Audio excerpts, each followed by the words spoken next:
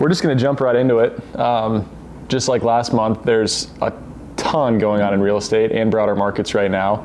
And so just like last week, we brought on two individuals who are crushing it in their own industries. And I think it's just important to try to put as much knowledge and experience out into the world and talk about what we know, what updates we have going into, I guess, February, March of 2025. So kicking it off, let's just kind of talk about where the real estate market is at right now. Start of the year, everything I think was, based on every conversation we had, was heading in the right direction, especially coming off of one of the lowest home sales years in the last 20 years. So we were really forecasting a lot more stability, more inventory, hopefully an easier experience for buyers. Sellers, still a seller's market generally, but you're probably not going to sell your house in 4 hours and 16 offers. The first 2 months of the year, I think, were pretty volatile compared to what we expected. Fed reports and inflation and CPI. I'll kind of just kick it off to you to start. Sure. Even going back to the stock market and where the stock market's been at, usually there's some cool stats. If the first 2 months of the year are positive, usually means the rest of the year is positive. So stock market aside, just broader markets, what are you seeing right now? What are we expecting from the Fed? Interest rates wise, maybe for the home buyer that is waiting for interest rates to drop or shouldn't wait for interest rates to drop, what can we hear from you? I think there's still a lot of unknowns in the market right now. But from a direction standpoint, I like the direction and kind of the tee up where we're at heading into our spring market, specifically in Nebraska. In our area, we're teed up to expect that spring is the time to list your house, buy your house, and that's where we start to see a lot of momentum. And I really like the direction that we're heading with the market. We saw some of the best rates that we've seen in 3 years last fall, leading into September. And then we had some changes just with some of the Fed comments, and that really pulled the reins back on the direction where we anticipated rates to go. And I don't know that it necessarily reset us, but it I think it caused people to pause just for a little bit, nationwide, not just in Omaha. But I think there's still a lot of pent-up demand that this goes back a number of years. And our area is no different to that. I think we've got a lot of home buyers that are wanting to buy. We've got the first timers that they want to buy, and then there's some that actually need to do something. Right. So just from that perspective, I think the demand's there. And just from a direction of rates here, just in the last 60 days, it's been a positive direction for us. So we went from rates that were well into the mid, maybe upper sevens, rewind the clock maybe 4 months, to a scenario where we're talking most rates right now, something with a 6 in front of it. So just from that mindset, that feels a whole heck of a lot better. And I've got just some statistics. I should have pulled them for this week as well, but mortgage applications have continued to increase week over week. We saw that for the last 2 weeks. I'm guessing this week is probably something along the same with rates improving too. So yeah, just from a direction standpoint, I'm very positive with this. Good. Yeah. Good. Jen, you may have some good insight on this, but we've had a lot of conversations lately with agents talking about the buyer sentiment regarding interest rates. It seems like people are getting more comfortable with where we're at. And I think one of the biggest things last year, at least from my perspective, was people weren't uncomfortable with the rates, they were uncomfortable with the rate changes. So when rates went from 7 to 5 and then back up to 8, and then, the volatility seemed like what was throwing people off, making them pause and say, maybe I should wait 3 months, versus now we're at least seeing slower shifts in rates, and to your point, slowly shifting down to the 6s, maybe the 5s in the next 2 years, year and a half. But are you seeing buyers get more comfortable with these rates? For sure. Is it something that feels better in your conversations? Oh yeah, for sure. I think, I've had a lot of buyers who I think were hopeful that rates were going to tank again real quick. Well, I'm going to wait until we get back down into the 3s, and just some unrealistic expectations. But yeah, I've had some buyers that I've been in conversation with for a couple of years that are now ready, like, okay, we've got too much pain here. This house is no longer working for us. We've just got to make the move. So I always say focus on your budget. Rates are going to move around a little bit, but at the end of the day, it's got to work for your budget. So. Well, and if you buy a home based on interest rates rather than family needs, we've seen what housing prices have done. And I don't know if you want to touch on that a little bit, another big factor right now is housing prices, where we think they're going to go in the next year. A lot of our conversation has been, we don't think they're going anywhere. We don't think prices are going down. Inventory is a huge driver in that, but also just global supply, what builders can do in a short time frame. We're 3 million houses short nationwide. I don't know if you've had conversations about that as well, but yeah, it just doesn't seem like, even if interest rates go to 8, worst case scenario, if you have a family need and you need to upsize and you wait a year, that house is $30,000 more expensive. Is that kind of what you're guiding buyers down? Yeah, and even on the seller side too, we've had a lot of sellers who've been sitting on those 2.5–3% interest rates, still have some pain, like maybe they need to downsize or get into a home that works a little bit better for them. So yeah, I think the same conversation is also happening on the seller side, and yeah. I think, do you feel like there's definitely the immediate history that comes into play for buyers and sellers? Like, I feel this a lot, specifically on the rate side, that, when you rewind the clock, when rates really increased at a fast pace, we went from rates that were in the 3s and 4s to all of a sudden now we're talking 5, 6, 7. It was the immediate history that most home buyers or sellers had, that rates aren't in the 3s and 4s anymore. So it took a while for them to get used to the fact that rates were rising. And I guess on my part, it was probably a good year before that wasn't just a regular conversation. And now our immediate history was, oh, well, at least it's not an 8. Yeah. Oh, at least it's not a high 7, or at least it's not a 7 at this point. So yeah, I think, to your point, the need is in some cases outpacing the want. Yes. And I think we're going to see a lot more of those open up. Totally agree. Yeah.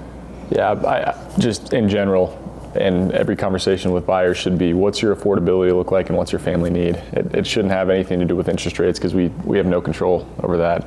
Last thing, I guess, getting your guidance on where interest rates may go, or more importantly, what volatility we might expect. I know you mentioned inflation before this conversation. What are we watching the Fed to say? What happens if inflation numbers are higher than what we thought? It's $1 million question where rates go right now, I think, and it has been for quite some time. And Let me get that crystal ball for you. yeah, we need one of those. I think rates are trending in the right direction, but there are a few certain unknowns right now. So we've got, just from an administration standpoint, still letting things settle a little bit. General U.S. economy, we don't really know direction. We had some inflationary figures that were initially decent and then maybe had to take a back step earlier this year. Employment numbers, that are going to continue to be a big key for direction of the economy, but also with direction of rates. So I still think we're still in a semi-volatile environment from a rate standpoint, but directionally, without something wild happening for us, we're heading in the right direction. I don't see this decrease at a fever pitch pace, unless there's some outside forces or something that really changes the direction of the economy. The hope or thought is that this will be a nice slide downward, and maybe some left and right action, but not necessarily these massive increase or decrease. Good. Awesome. We can switch gears quick and kind of talk more about business in general, because we've got two people here that both lead successful careers, both in mortgage and also real estate. And I don't really know where we kick this conversation off, but maybe we can talk about real estate first. Jen leads a successful team with our company and has been a top agent with our company for a long time. And you've seen really the ups and downs of housing markets and career-wise what it takes to get to the level that you're at. I don't know if you want to just kind of jump straight into, maybe we can talk about team value first, and because I know you guys, you're doing a lot of different things. So from a value perspective and being a team leader and leading people in an industry that is uncertain, what does it take from a team leader? What kind of value can you set forth that maybe people wouldn't expect when they first jump into an industry like this? Yes. So every team is very different. There's different objectives, different specialties, different goals that teams are trying to accomplish. So we're a little bit newer on our team front, and so we kind of started in one angle and definitely realized that, okay, that's not quite where we want to spend our focus and our time. So I think as a newer agent, when you're looking and exploring whether a team is a good fit for you, take the time to visit with that team leader and understand what is the value that team is going to provide you as an agent. And that might be mentorship, that might be leads, it might be help with different social media things, content things. There's a variety of different things, but I think take this time to understand what is the value that I'm going to get in being on this team. I want to get your thoughts on this too, and I've had a lot of conversations with team leaders and agents that have made it in the industry, and probably exact same situation for mortgage, but a lot of the conversation that I've had talks about how they wish they would have known in the beginning how important mentorship was versus just leads or versus just, commission splits or business. And I think it's kind of a catalyst. If you have 6 to 12 months of pure mentorship, even if you're not doing any sales, you're new to the industry, it feels like you're not making any progress, but you are. How important is mentorship? I think it's huge. In And I think every agent should absolutely start there, because you could have a ton of leads drop in your lap, but if you don't know what you're doing, it's going to be a train wreck. You're not going to be able to provide good service to your clients. It's going to be stressful for you because you don't know what's happening. And so I think people don't understand the value of good mentorship, and that comes in a lot of different forms, whether it's resources. I mean, we have a ton of resources here at Nebraska Realty, tons of classes, and I know when I was a new agent, I was in every class and just learning like a sponge, making connections with all the agents that I saw that were doing good business and doing business the way that I wanted to do business. I was never going to be about just numbers, I'm serving people. It's not about numbers of deals that I can accomplish a year. So I wanted to align myself with people in the same manner and learn. And so when I started looking at teams too, that was a focus for me too, was mentorship and how do I do business and how do I do it well in every aspect of the business. That's exactly what I've heard from most top agents, and it just, because you got to learn the business first, and if you learn that, you'll get the second, which is more clients and more marketing and more referrals. But if you don't take the time to learn the business, it's really hard to gain referrals because you don't gain their trust. And you may have a deal or 2 or 3 from leads generated, but I just think it's the business building has to come first, which is really tough when you're jumping into an industry without a guaranteed paycheck and without, is that kind of your experience because I know your industry is completely commission based as well. And so I'm guessing it's really similar where you really have to know your stuff. Yeah, if I look back on just my experience in the lending world and try to overlap that to what maybe a new loan officer might see, or even an existing loan officer might see, I had the ability to really sit with a mentor, quite similar to your suggestion. I sat side by side with him for a good 6 months and just soaked up as much as I could, listening to how he spoke to clients, how he approached a structure of a transaction, how he navigated the conversations, but also the direction with the client, right? So what's our first step, what's our next step, and where do we go from here? Yeah. And I say this a lot with clients, but I think it's really important to understand and be able to talk to a client this way, that regardless of where we go, we're on a path together. And that path can be a winding road to get to where we ultimately want to be, so it may take us a lot longer than maybe what we expect, or it may be a super straight line and a short path to get to where we want to be. But our job, I think, is really about navigating that path together. And I think that takes some experience. It takes somebody with mentorship to understand, like, I've got the basics of my expertise in the job. I know I can do this day in and day out. So now it's about helping guide that client along that path. So couldn't agree with you more on the mentorship piece and having somebody on the team that new people, or even someone that's been in the business a long period of time, having somebody to just bounce things off of and see how they're approaching a transaction or how they're communicating with clients, because that can put another tool in your toolbox and just make you more successful. That was a good way to explain it, and I think that's probably why it's tough when you're talking to someone who's been in the business or just got their license, recently licensed, and you're trying to tell them, hey, don't worry about getting sales right now, focus on learning. It's probably tough because it's intangible. The most important thing, based on what you just said, is that first 6 months is learning the intangible part of the business, which is how to guide clients in a way that builds trust and not, just understanding the transaction enough to know here are the outcomes that could happen, and I need to guide this client in a way that prepares them for those outcomes, but also hopefully guides them towards best case scenario. It's just, you can't do that without experience. You know, I think sometimes that in both of our industries that the income piece becomes like really front and center, and maybe it's a need, like I need to put food on my family's table, I need to provide for this. So it's easier to skip over some of the steps that maybe we should take in the beginning if we don't have the proper resources, or the expectations weren't set in the beginning by the leadership team or the institution that you're with.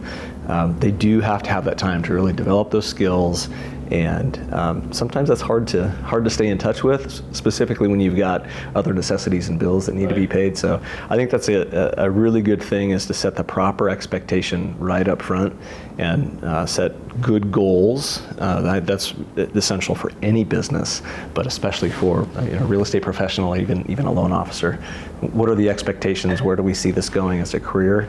And not having our expectations set too high that allow myself to sit back and really soak everything in and get a good grasp on it.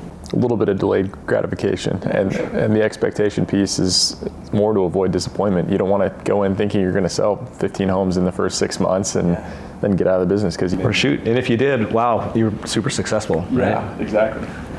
I think the media plays into that, right? There's TV shows, there's, that real estate agents in particular make so much money, and people think that it's a quick buck and an easy quick buck, and it's not.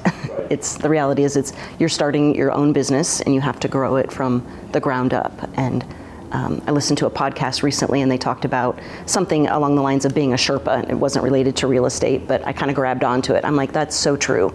Because, let's say if I was a brand new agent and I had 10 leads dropped in my lap, I'm their Sherpa, and I'm going to lead them up this mountain, and I have no clue what I'm doing to get up that mountain. And now I have a slew of people here. And so there's just so many things to learn, whether it's, partners. Okay, what equipment are we going to need for this journey? I need good partners along my side that are going to help them with different aspects of the journey.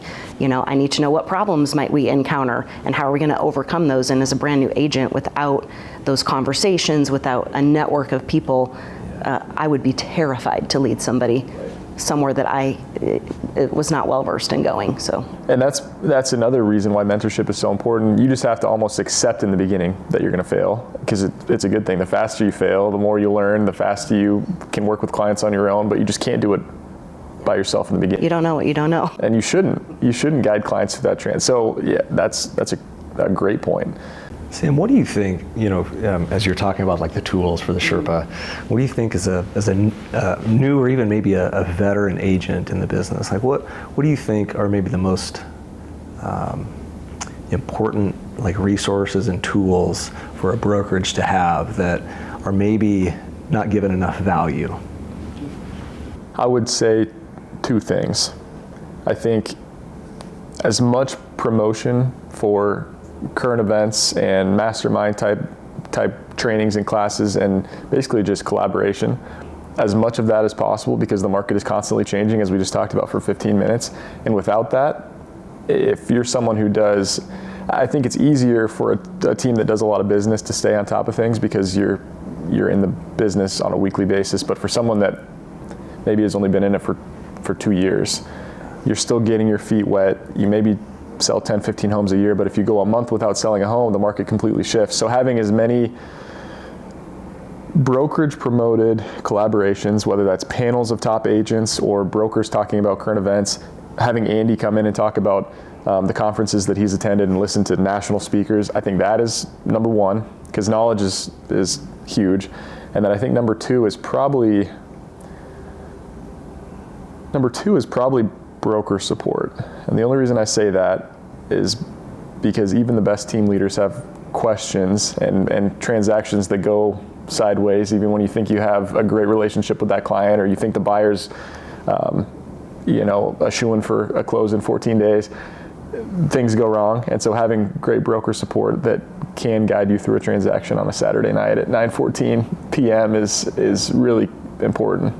What do you feel is a lot different with that broker support here at Nebraska Realty? What really sets you apart? Honestly, I think we have the best brokers in the state from an experience level, and it's something that kind of goes back to the intangible. You just can't teach it. People like Dita and Kelly and Christy have been in the industry for so long that the knowledge base is just there, and you simply can't teach that. They have an answer for everything because they've seen everything, not to quote State Farm there, but they've been through all the bad transactions. So when you have a bad transaction, they look at it and they say, I've seen much worse. I promise you I've seen much worse than that. So I think we just have great experienced brokers. I didn't even mention Lincoln or Grand Island, but Thane, Arla, TJ, they're the best brokers in Lincoln.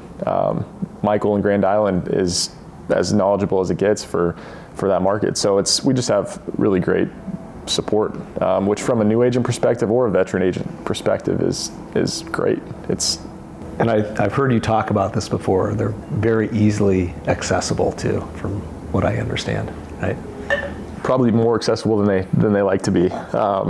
As an agent, I can vouch for their accessibility, yes. I can as well. I've texted them on nights and weekends far too often, but they love what they do, and if one of them's not available, because they have family and lives as well, someone will be, and they do a great job of coordinating between each other to make sure that things are covered. So I know we've talked before too about the masterminds, and you mentioned that like one of the most important things. As you look back on your business, and maybe your business too, Jen, like, do you feel like the mastermind groups, or there's some specific ones that you feel like you got a lot from, and that you were really committed to as your career developed? I'll let you answer this as well. I think it's always the ones that are, it's always unexpected. To be honest, I've never been to a mastermind, whether it's a huge production or a small get together, where I didn't learn something, and I didn't leave saying, even if I went into it saying, I'm busy, I really don't want to take the time to go to this, I leave coming away saying, okay, I made a great relationship there, or gosh, I learned something from Andy or from someone that said something about a national conference they attended that I would have never known that. So I think it's volume over nitpicking which ones you're going to go to. We have a team leader mastermind today at 11, which is just an opportunity for all of our team leaders to get together, and things like that are incredible, because you may have a team model that's completely different from anyone else's team model, and you're either going to learn two things. Here's why my team model needs to change because I am not keeping up with the other teams there, or here's why I'm in a great place and their team model is great too, but it's different than mine, and I'm happy with where we're at. So it's you just always learning and absorbing. I don't know if that. Yeah, totally. I love the variety that we have here, because we all go through different seasons. So as a new agent, I was kind of plugging into a lot of different groups, whether it was a mastermind or accountability groups. Some of my favorite groups has been an accountability group where we got together regularly and got to really know one another and shared tips and tricks and supported one another. Completely invaluable. And then the different masterminds, of course, just meeting new agents, because I'm a big fan of networking, both in the brokerage, outside of the brokerage, in the business community, and just always learning from one another. And we have so many opportunities here. Even marketing. It's like the minute I think I have marketing figured out, some new technology comes out, or some new way to stay in front of your clients comes out. It's just endless. So. Yeah. Do you see the information that's shared in some of these masterminds? I feel like I've seen these before too, but that people are maybe more willing to share about their business, and it's conversations that don't normally happen like in a larger setting. Like somebody's actually telling you how they're doing their business, and they're more willing to share it. Do you feel that? Do you see that in these groups? Yeah, definitely. Probably in more groups than not. But there's a trust element, right? And you have to kind of give value when you can, and not just be a taker all the time. And Sure. but yeah, I feel like here at Nebraska Realty in particular, everybody's very giving with information, and not a lot of gatekeepers with that. And that's what I've always appreciated, because we are in business for ourselves. And so in some environments it can be very competitive, and I'm not going to tell you my trade secrets, but I think that's just the culture that Nebraska Realty has developed in just sharing information and always trying to lift each other up. The pond of business is big enough for all of us to swim in, you know. Yeah, I couldn't agree more. The other, I can't remember if this was in a podcast or in a talk that I listened to, and I used to be really scared about sharing like marketing things, because it was like, man, I spent time coming up with this. This is unique to my team. I don't want anyone else to have our secret sauce. And I can't remember where it was, but some national speaker was talking about how even if you share it, 99% of people won't do it. Yeah. And so being in masterminds is cool, because you're with the 1%. You're with the 1% of people who want to try and go the extra mile and share with you as you share with them. And so you really can't lose.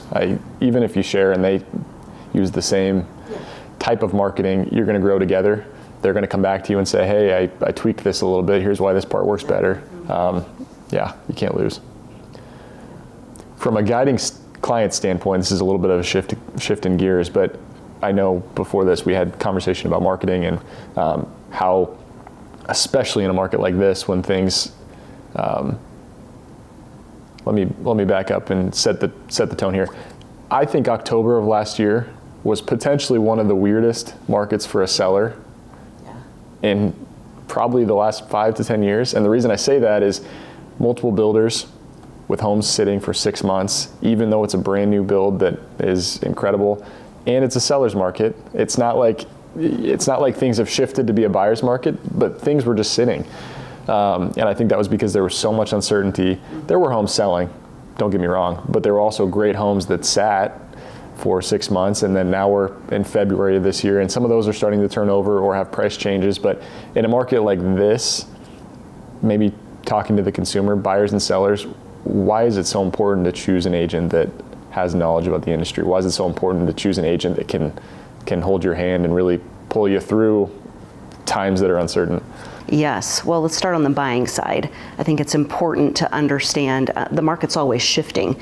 And everybody wants to get a good deal, right? And so you have to be active in the market to understand, are we in a little bit of a run up here where we maybe can't be as aggressive, or are we in a slow period where we could really do some creative things and to really get some runway for some buyers.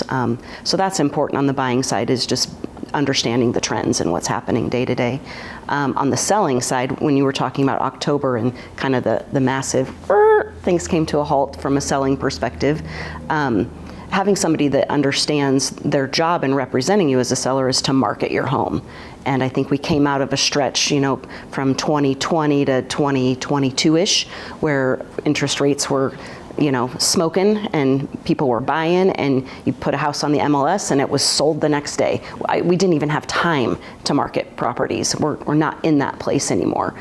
And so marketing is such a big deal that it's not enough to just put your house up on the MLS. You've got to have great photos, great videography. You've got to be connected on social media. You've got to be able to have a skill set to get that property in front of as many people, as many eyeballs as possible. And that's, that takes a lot of time. It takes a lot of skill and a lot of work to do that.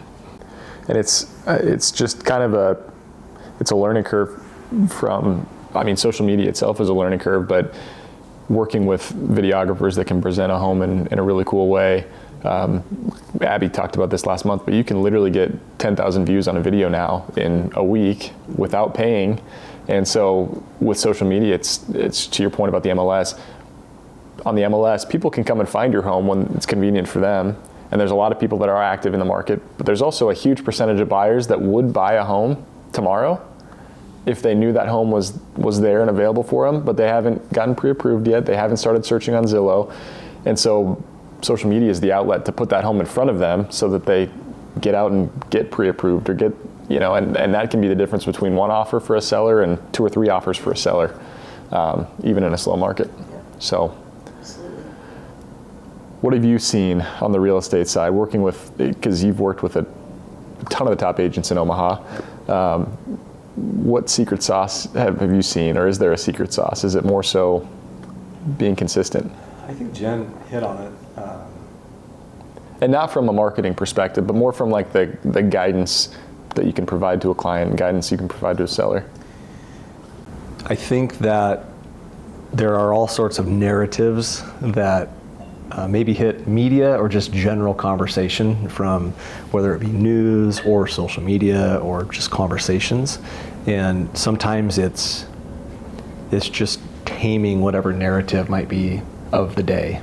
And a lot of times those narratives around real estate or a specific market, they might be national news, but it doesn't necessarily pertain to the market that you're trying to sell in. Right? You take Omaha, for example. You'll see headlines that homes going back coming off the market, like delistings. I think that was a big topic in December, January. Was that national, or was it in your specific market? And for me, it really comes back to having a professional that understands the market that you're in, and being able to elaborate and explain what the actual facts are to the client. So, and I say this a lot in lending too, regardless of the choice, we want their choice to be an educated one at the end of the day, right? So educate on the facts. So from a real estate standpoint, work with a professional that understands what are the selling trends right now. Does a home need to be updated? What are the price trends? What are we seeing in this price range? This part of town, does it demand a 2-car garage? The things that consumers maybe don't see on the surface, but are super important when it comes to listing a home. And also for buying a home, what do we need to be prepared for? You made a comment about this, like, can we go in and are we maybe going to try to negotiate an offer? Or do we need to really prepare them to say, hey, this might be a long road. We might get our first house that we write an offer on. We might visit 50 homes. And it's being able to just explain that in a way that they can grasp it, and then have the expectations set up front. So again, just back to the educate them as much as they can. So regardless of their choice, it's an educated decision at the end of the day. Right. I think your point about the different markets is so important, because I've had literally in the last 6 months conversations with buyers asking if home prices are tanking. And as you dig deeper, it's Florida home prices are tanking, or Arizona home prices are tanking, which they're not tanking, but take a market like Arizona, where a huge percentage of their homes are Airbnbs. Sure. It's 1,000% a different market than Omaha, Nebraska. And so if home prices are changing in Arizona, it has nothing to do with the fact that, without getting into the weeds, you go back to just the factors that shape our market here. Simply talking through those things with a buyer and saying, has inventory shifted? Are there more sellers available? Do we think housing prices are going to change in the next 2 years in our market? It makes it so much simpler to be confident about buying a home versus that uncertainty that you see. And I think even from just an investment in real estate standpoint, I'm a big advocate of owning real estate. I think it's one of the best assets that you can own, and it's also having the ability as a professional to ask those questions to the consumer of what's your specific plan. We do this all the time in financing, right? We need to know what that consumer's plan is, not only from a monthly budget standpoint and down payment standpoint, but we want to talk about their time frame of ownership. How long are they planning to own this home? Right. Is this a 2 or 3 year home? Well, then maybe we need to be a little bit more selective in the price range and the price that we buy in today. If this is something you're for sure going to sell in a couple years, we have Offutt Air Force Base here, so we have individuals that they may be stationed here for 3 or 4 years and they're out. So that's a little bit different type of buying decision, and educating up front of if we're in an ultra competitive market and we see a flattening, this could be a little bit more difficult for that consumer to sell this property, but it's asking those questions. So I think that was super important, like where you were going, that we need to understand that consumer's goals, and having the professionals here, and I guess the mentorship, it all goes back to that too. Yeah, and just being well educated, right? Because even when you talked about prices declining, and there's always a story in the data, right? And so when I sat down with the seller in particular, we're looking at the data, and why did this house sit for 50 days? Well, let's take a look at that, price, condition, location, and so it's just understanding the data. What's the data saying, and how can we use that to our benefit, and what you're trying to accomplish here? I've had a couple similar conversations with sellers even recently, where we looked at comparable sales, and In general, it's a higher price point home, the one that I'm referencing. And so in general, your guidance is, hey, this is not going to sell in a week. It may sell in a week, but that's out of my control. It's out of your control. And as you looked at the comparables, there was a couple homes that sold for like $65,000, $75,000 over asking price. My guidance to that seller was that house was priced wrong. Your house should not sell $75,000 over asking price in a market like ours, unless, I mean, again, Arizona, if your house is priced at $2.5 million, maybe that's a $75K over. But if you're at an $800,000 price point and your house sells for $75,000 more than you listed, that's what, 10% of your price, 15% of your, so imagine if you priced it at $900K and someone came in and gave you an $890 offer or a $900. It's to your point, really knowing the market, understanding the comps, why something sold as quickly or as slowly as it did. Or even what the market was doing at that point in time. If somebody's looking at, a spring market sale, well, that particular spring we had a ton of competition and we had multiple offers that drove the price up. If we're in a market that's not getting that at that point in time, that's important to know that you might not get that highest comp sale because it was a little bit of an anomaly given what the market was doing right then. That's a good point, because 2 years ago, maybe that high escalation would make sense, but in a market where you're only getting 2 offers, you just got to be really careful. I don't know exactly how to phrase this question to you, but I'm curious to know your thoughts from a seller's perspective that's maybe searching for the right agent.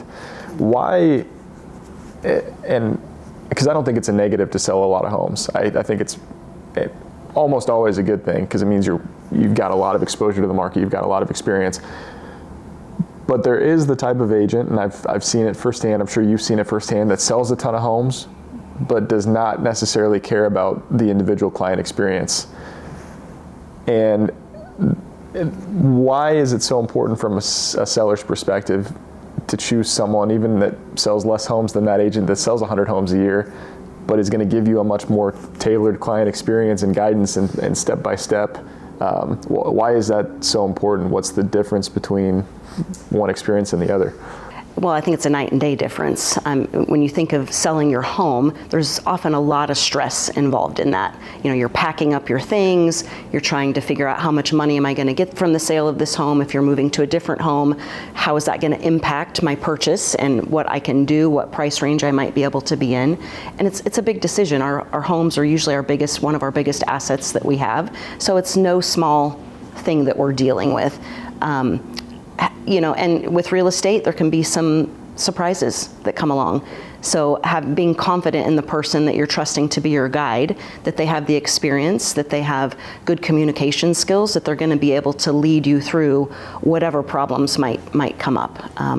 Get the job done in a good fashion. I mean, we can't make promises that we can't keep. None of us know what the market's going to do or what thing might tip the world upside down tomorrow or, or send it ablaze. Either one can happen. So maybe taking it a step further, what kind of questions should a seller ask?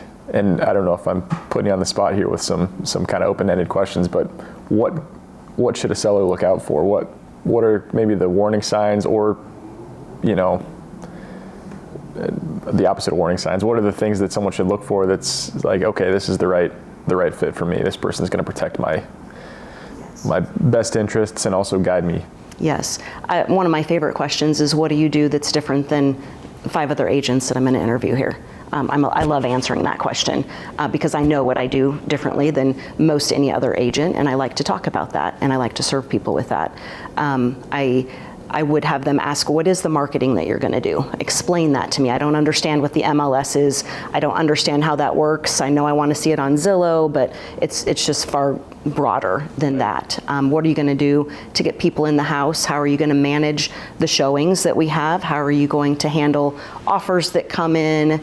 How are you going to lead me through the process? And I think at the end of the day, it's important to have somebody representing you that you know, like, and trust, right? Because you're talking about a lot of confidential things here. This is a big deal, and you want to be sitting across the table and holding hands with somebody that you're confident is going to take good care of you.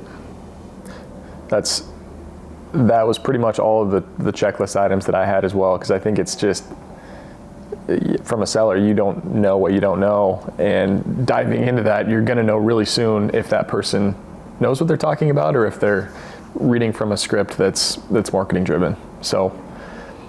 And there can be a lot of people that they think that they're well versed in real estate because they've maybe bought and sold several properties. But if you haven't bought or sold in the last year or two, things are probably different. I mean, even in the last year, we have a lot of changes in the real estate industry. So I think exploring whether that person is up to date on trends, on things that are happening in the real estate industry. And again, I want to give kudos to Nebraska Realty again because they help us stay very educated. You know, I'm involved at the state level, at a local level, and yeah, I'm always shocked that we don't have more people attending those things and learning and understanding what is happening that affects us as agents, which in turn affects the process with our clients. Right. I don't know how much time we have, and that's a really interesting point. The point about for sale by owners, and I think it's actually similar whether you're talking to a for sale by owner or a prospective seller. I think the conversation, to me, we've had this conversation a number of times, but when I'm talking to a FSBO, I usually say, I have no doubt that you can sell this home on your own. Absolutely no doubt. But how important is $5,000 to you? Or how important is $10,000 to you? Because whether it's in time saved or sleepless nights or extra offers that I'll get you, or just protection. If you're not going to get to the closing table and your offer falls apart and now the buyer wants an extra this or that or that, I just think there's a lot of things that people don't think about when it comes to selling their home, and you can absolutely do it yourself. Just like you can invest your 401k on your own, but if you're going to use a financial advisor that's in the market on a daily basis and knows why this stock may not be a better choice than this, going down a rabbit hole there. But I think it just is a huge conversation that sellers forget about. Am I missing? I know we're running out of time here. What other last minute conversations do we want to bring up? I know we've covered a lot of ground. This was really good today. Yeah. We should do this more often. We should do this more often. I think just the real estate market could allow us to do this every week if we wanted to, with all the changes going on. But awesome. Well, I think we did cover a lot of ground today. I think, as always, if you guys have questions, reach out to any of the three of us. We got Jen Weikel, Justin Pinkerton, and Sam Wurm.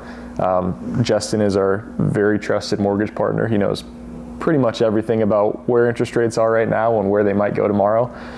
And Jen, really opposite side of the same coin, real estate. How does that play into your buying journey over the next 3 years or your selling journey over the next 3 years? If you have any questions at all, reach out to the three of us. But thanks for coming on today. Yeah, thanks for having us. Always a pleasure. Yeah.